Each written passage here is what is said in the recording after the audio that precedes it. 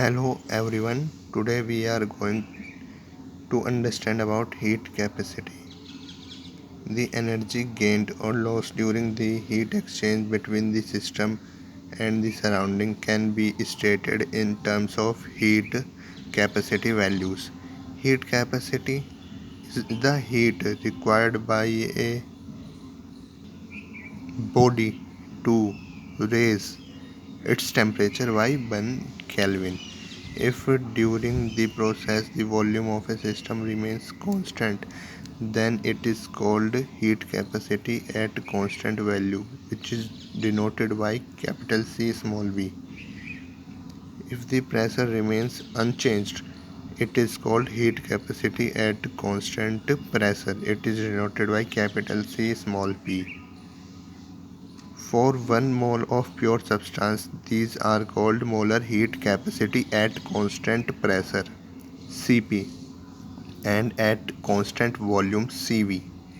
Heat capacity per unit mass are called specific heat.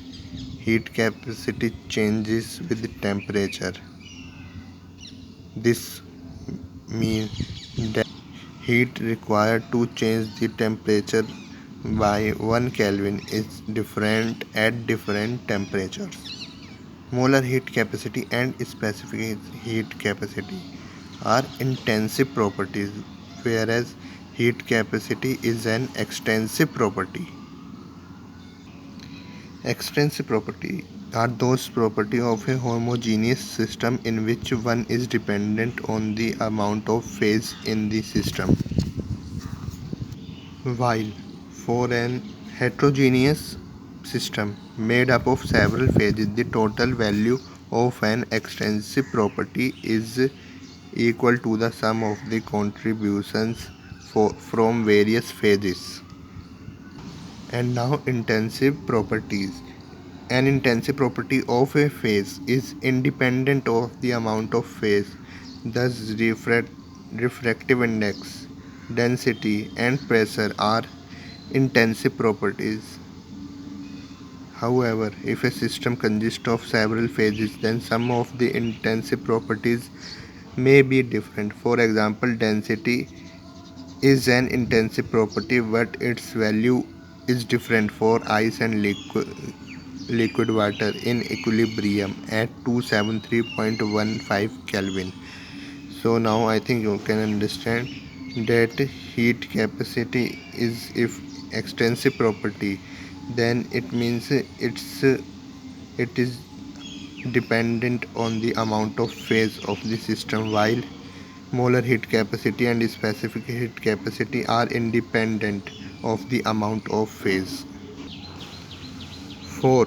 Changing the temperature of a particular system by delta T if the heat required is dq or dp.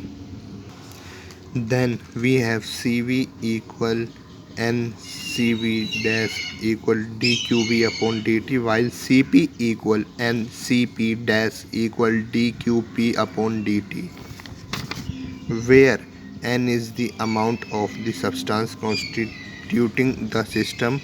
From these equations, it is possible to determine the heat required for a process by integration over a temperature range T1 and T2.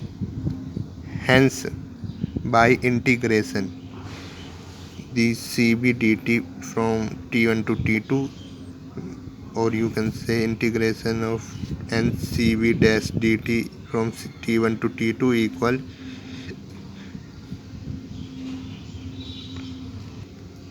integration from T1 to T2 dq dt upon dt equal qv.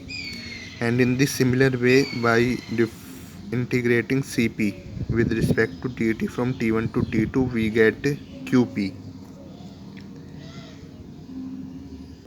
And now some important things I want to tell you, that molar heat capacity. Molar heat capacity is the multiple of specific heat and molar mass.